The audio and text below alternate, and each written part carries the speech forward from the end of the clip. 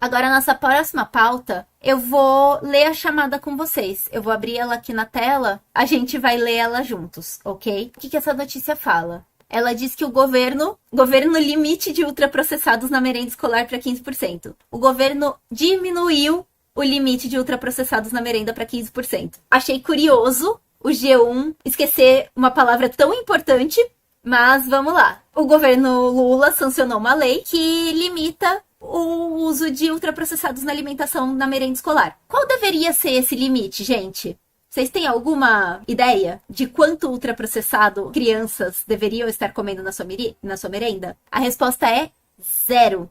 Criança não deveria comer comida ultraprocessada. E aí eu vou explicar o porquê pra vocês, tá? E a gente vai começar fazendo uma análise material da nossa realidade. Quem aí compra pão de forma já deve ter visto que pão de forma não mofa mais. Pão de forma, ele demora meses para mofar. E por que o pão de forma demora meses para mofar? Porque ele tá cheio de elementos químicos que não são alimentos, são aditivos. Então ele tem os negócios lá que você vai ler nos ingredientes, tá escrito emulsificantes e conservantes. Esses emulsificantes e conservantes são coisas que eles adicionam no preparo da receita para que eles tenham mais sabor, os emulsificantes, e para que eles demorem mais para estragar. Só que eles empobrecem a qualidade nutricional dos alimentos. E a criança que come pão de forma na merenda, ela vai acostumar com esse gosto super saboroso do pão de forma de mercado industrializado, cheio de emulsificante, e vai achar comida natural horrível. Então, criança que está em processo de desenvolvimento do seu paladar, não deveria comer nada ultraprocessado. E aí vocês podem estar pensando do tipo, mas é muito difícil para a criança não comer essas coisas, porque os pais estão sobrecarregados. A gente vai falar disso. Chat estava certíssimo. Entre nada e nenhum. Entre 0 e 0. Perfeito. É isso. E aí eu vou trazer dados para vocês, tá? Esse dado é do Estudo Nacional de Alimentação e Nutrição Infantil, chamado ENANI, eu acho esse nome fofíssimo. E eles dizem que 25% das calorias consumidas por crianças vêm de alimentos ultraprocessados. Eles fizeram um estudo avaliando a alimentação de crianças de até 6 anos no Brasil, entre 2019 e 2020, em 123 municípios de todas as regiões do Brasil. A gente não tinha pesquisa sobre isso, aliás, há mais de 15 anos, tá? Sobre alimentação infantil. 80% das crianças abaixo de 5 anos consomem alimentos ultraprocessados e 25% das calorias consumidas por elas vêm exclusivamente desse tipo de produto. Lembra que a quantidade era 0? A gente tá numa realidade na qual é 80 a realidade. Pedra perguntou, peraí, tá dizendo que eu acho que a comida normal é menos saborosa porque eu tô acostumada a comer ultraprocessado? Sim, é exatamente isso. Você acostuma com comida de saquinho e a comida natural perde o gosto, perde a vontade. E aí quando você volta a comer comida natural, se você consegue voltar a comer comida natural, você vai querer encher ela de sal, porque ela vai parecer sem gosto. A gente tá falando aí de um perfil de consumidor alimentício que tá sendo moldado, tá? A gente tá falando de crianças que agora têm ainda menos de 10 anos, que vão crescer só sabendo comer ultraprocessado. E aí, por que eles são tão populares? Para além do fato deles terem esse saborzinho. Essa característica é chamada de alta palatabilidade. Ela gera muita dopamina no cérebro. Pessoal que fala de vício em tela, e de novo, eu vou falar que eu tô usando a palavra vício porque é um termo que se tornou comum para usar. Pessoas que consomem muito tempo tela, elas fazem isso porque o uso de tela gera dopamina no cérebro. Alimentos ultraprocessados também. E aí, o seu cérebro, quando ele gera dopamina, ele se sente bem. Quando você se sente bem, você quer mais daquilo que te faz se sentir bem. E aí, tem outra questão também, que foi o que eu falei que eu ia falar melhor. Os pais estão trabalhando pra caralho. A gente que é adulto, a gente tá trabalhando cada vez mais, a gente passa muito tempo no transporte, a gente tem cada vez menos tempo disponível pra cozinhar, pra preparar alimentos, pra comprar alimentos. E o ultraprocessado é prático, porque você abre um saquinho e ele está pronto. Então, o que é melhor? Você passar 4 horas fazendo pão ou você passar no mercado, na volta do trabalho, comprar um saco de pão e dar para sua criança? Resposta fácil, né? Além disso, sai mais barato. O alimento ultraprocessado não é que ele é mais barato, mas para ele ser acessível, ele acaba custando menos para o trabalhador. Porque, além de tudo, a gente tem cada vez menos acesso a alimentos naturais. Então, pra gente ter acesso a vegetais e coisas do tipo, a gente precisa ir pra mais longe. E isso custa dinheiro. Então, a gente tem 2 aspectos aí. primeiro, o boom de dopamina da alta palatabilidade e, em segundo, a praticidade decorrente da sobrecarga de trabalho dos pais. A consequência disso é que, nesse estudo que eu falei do Anani, a gente tem pessoas obesas, tá? A gente tem um índice de mais de 50% de pessoas que estão entre sobrepeso e obesidade. Sobrepeso e obesidade, quando são decorrentes de má alimentação, geram consequências, diabetes, pressão alta, hipertensão, que afetam a vida dessas crianças desde muito cedo. A gente tem riscos para a saúde decorrentes disso, né? Dentre esses riscos estão anemia, deficiência de vitamina, e a gente, decorrente dessas deficiências de vitamina, a gente tem muitas questões problemáticas, tá? Porque, por exemplo, se a criança não tem ferro, ela vai aprender menos. Ela vai sofrer para aprender na escola.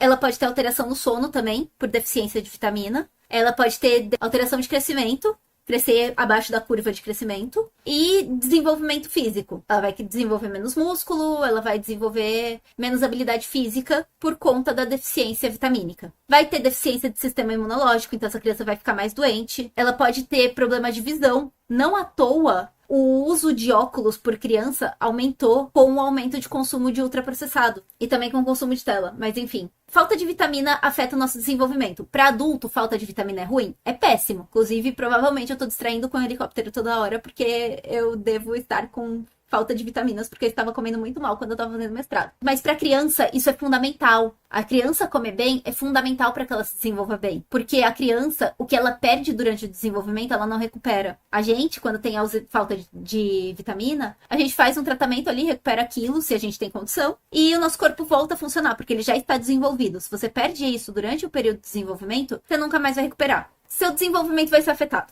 É isso. Outra coisa que é complicada disso é a questão da criança pequena, criança de menos de 2 anos. Por conta das nossas leis trabalhistas, a mulher, quando tem filho, tem que voltar a trabalhar depois de 4 meses. O aleitamento materno é sugerido pela OMS como única fonte de alimentação da criança até os 6 meses de idade. A mulher que volta a trabalhar com 4 meses de idade, dificilmente vai conseguir manter a criança só através do leite materno. Principalmente porque a gente tem muitas questões aí de lugares de trabalho que não estão preparados para receber lactantes, que são as mulheres que estão amamentando, que deveria, por exemplo, ter um espaço para a mulher ordenhar o leite, e isso quase nunca acontece. Deveria ter um espaço para a mulher, se quisesse, receber a criança para ela amamentar de 2 em 2 horas. Isso não acontece.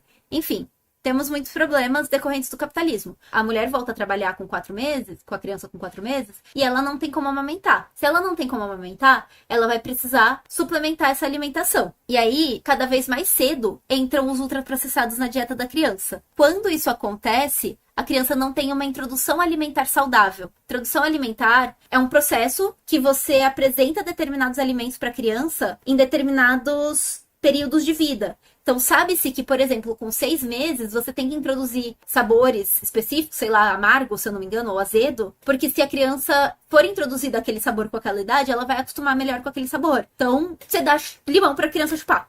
Você vai dar diferentes texturas pra criança acostumar, pra ela não crescer aquela criança que não consegue comer determinados alimentos porque ela não foi introduzida na janela correta. Isso vai ser muito mais difícil pra criança se ela não for introduzida corretamente. E aí, qual que seria a diretriz, né? Voltando pra lei.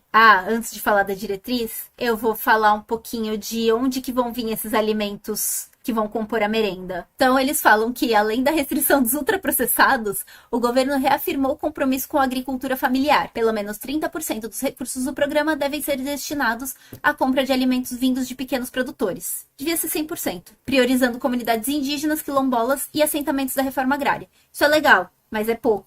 Deveria ser tudo, porque esses são os alimentos que não vão ter agrotóxico. Porque não adianta nada a gente falar de não consumir ultraprocessado se a gente não tá falando de não consumir agrotóxico pra caralho. Porque no governo Bolsonaro, eles liberaram agrotóxico que não tem mais lugar nenhum no mundo que permite que as pessoas comam. E a gente tá se alimentando disso. Então isso é legal, mas é pouco.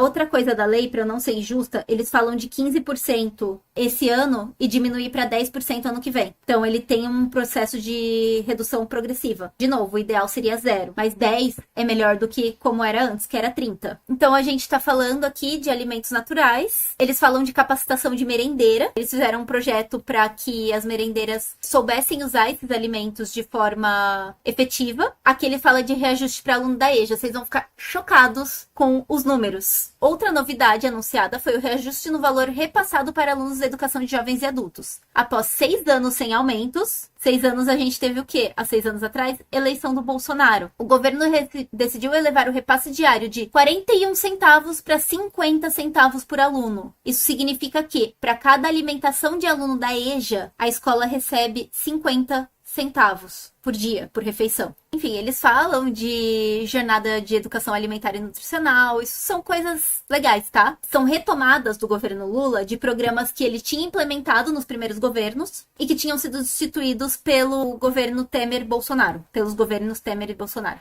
Esse projeto do Lula, ele visa voltar a estar de acordo com o Guia Alimentar do governo Dilma. Lá em 2014, a Dilma lançou o Guia Alimentar para a População Brasileira, que é um documento que ele leva em conta culturas e hábitos alimentares de diferentes regiões do Brasil para orientar a população de que tipo de alimento comer, como preparar as refeições e como lidar, inclusive, com essa falta de tempo que afeta a nossa rotina. Esse valor de 10% que eles querem alcançar tá no guia. E aí, ele fala, inclusive, tipo, que não é pra ser um documento, uma rigidez, assim, você não pode comer bolo, que nem coach de alimentação do Instagram. É uma coisa do tipo, coma bem pra quando você quiser comer um bolinho na Maria, você pode. É um documento muito legal. Esse documento, ele foi completamente abandonado nos últimos anos. Então é legal ver o governo querendo retomar esse documento, mas a gente ainda tá longe, muito longe, de conseguir promover uma alimentação saudável para a população. Busquem esse documento no Google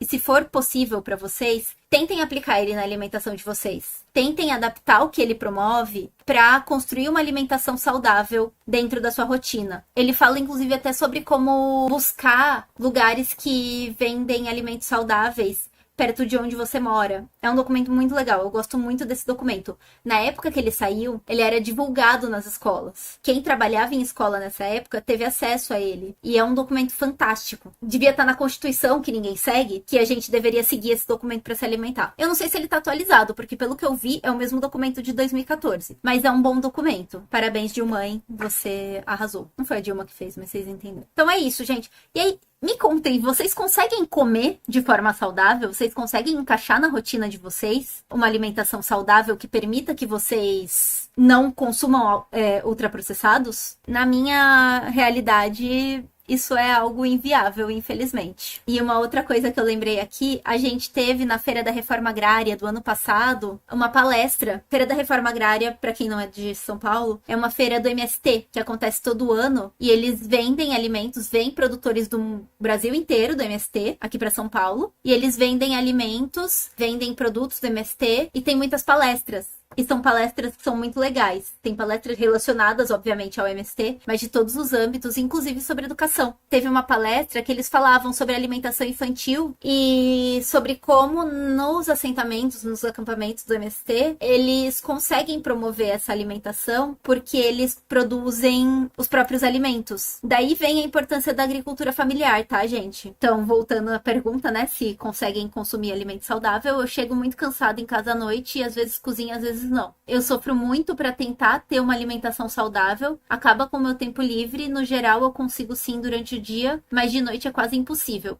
E final de semana eu chuto balde. Bruno disse que se dependesse de si, não. Mas no trampo tem refeitório e no geral a alimentação é bem diversa e balanceada. Mas no final de semana desanda tudo porque ou descansa ou cozinha.